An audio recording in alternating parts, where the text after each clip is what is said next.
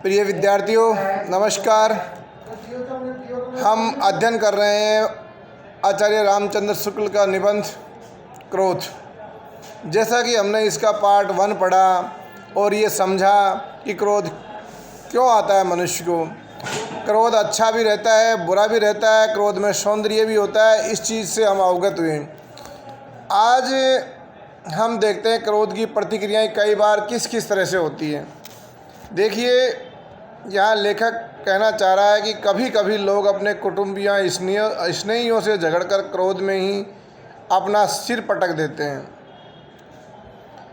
यह सिर पटकना अपने को दुख पहुंचाने के अभिप्राय से नहीं होता, क्योंकि बिल्कुल बेगानों के साथ कोई ऐसा नहीं करता। जब किसी को क्रोध में अपना ही सर पटकते या अंग भंग करते देखें, तब समझ लेना कि उसका क्रोध ऐसे व्यक्ति के ऊपर है जिससे उसके सिर पटकने की परवाह है, अर्थात जिसे उसका सर फूटने से उस समय नहीं तो आगे चलकर दुख पहुंचेगा। देखिए, यहाँ क्रोध किस तरह सामने आता है। बहुत सी बार बहुत से लोग अपने स्नेहीजनों या परिजनों से कुछ कह नहीं सकते, न उनके ऊपर क्रोध व्यक्त करते हैं, तो वो क्या करते हैं, सर पटकने लगते हैं और अपना सर फोड़ देते हैं। इसमें उसको स्वयं की पीड़ा की परवाह नहीं रहती, उसको परवाह है तो उसकी कि उसके सर पटकने से किसे उसकी परवाह है, उसे दुख देने की मानसिकता यहाँ पर होती है। माँ बाप को दुख पहुँचाना हो, अपने स्नेही जन को दुख पहुँचाना हो, तो बालक सर पटकता है ताकि माँ बाप दुखी हों। यहाँ क्रोध की एक अलग ही दिशा का एहसास होता है, तो ये भी एक क्रोध का रूप है। क्रोध का वेग इतना प्रबल होता है कि कभी कभी मनुष्य यह भी विचार नहीं करता कि जिसने दुख पहुंचाया है उसमें दुख पहुंचाने की इच्छा थी या नहीं। कई बार अनजाने में ही कोई गलती हो जाती है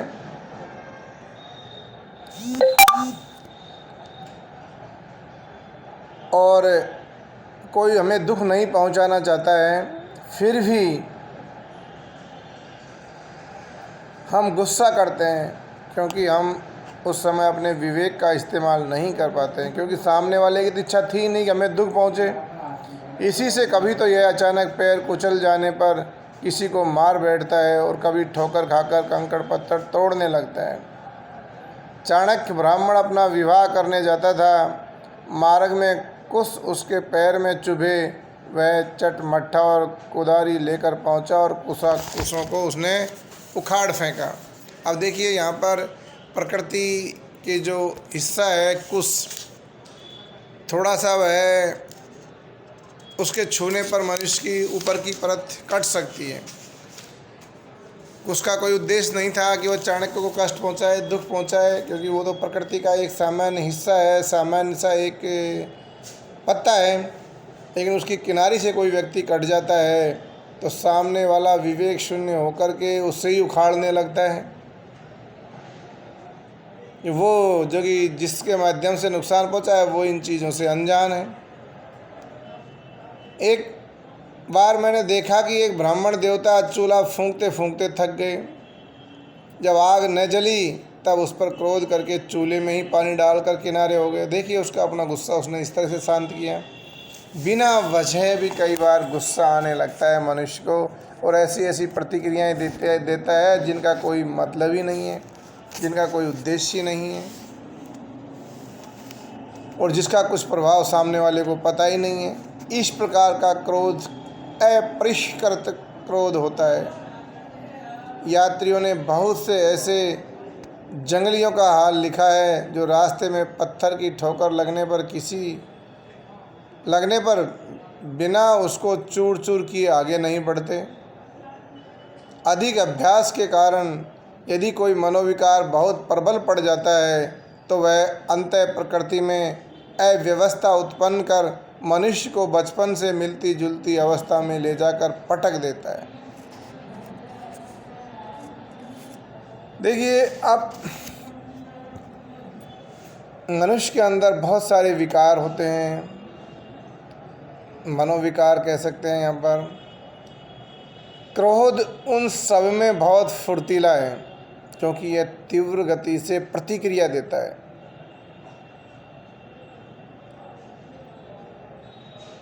और ये अन्य मनोविकारों का भी साथ देकर उनकी तुष्टि में साधक का कार्य भी करता है।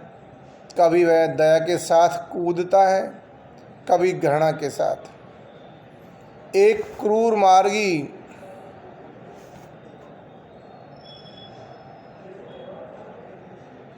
क्रूर कुमार्गी किसी अनाथ अबला पर अत्याचार कर रहा है। हमारे हृदय में उस अनाथ अबला के प्रति दया उमड़ रही है, और दया की अपनी शक्ति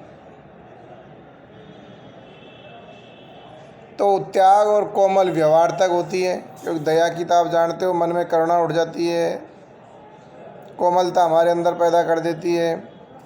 लेकिन हम जानते हैं कि वह दया उस अबला को उस क्रूर से नहीं बचा सकती, क्योंकि हमारे अंदर कोमलता दया जगती रहे। उस अबला पर उसका क्या प्रभाव होगा, उस पर वो दया उसका बचाव कैसे कर सकती है।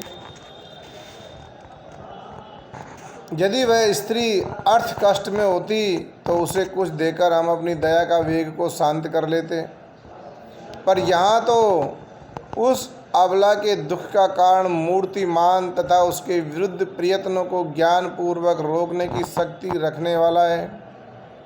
ऐसी अवस्था में क्रोध ही उस अत्याचारी के दमन के लिए उत्तेजित करता है मनुष्य को, जिसके बिना हमारी दया ही व्यर्थ हो जाती है।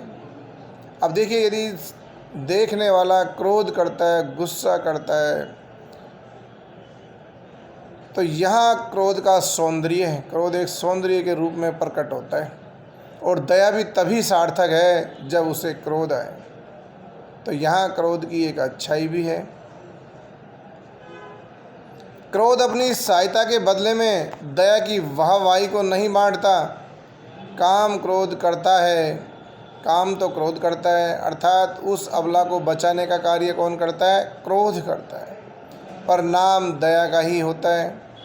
लोग यही कहते हैं कि उसने दया करके बचा लिया, यह कोई नहीं कहता कि क्रोध करके बचा लिया।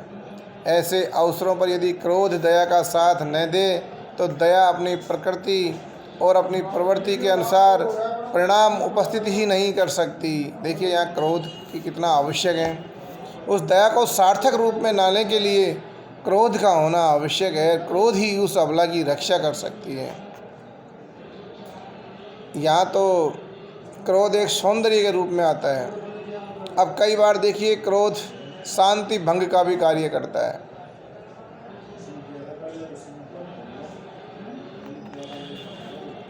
क्रोध जब आता है, हम सामने वाले से कुछ कहते हैं तो सामने वाला भी क्रोध करता है और एक विनाश को जन्म दे देता है। सामने वाले का अपमान करता है तो सामने वाला भी त्योरी चढ़ा लेता है, और परिणाम कुछ भी हो सकता है।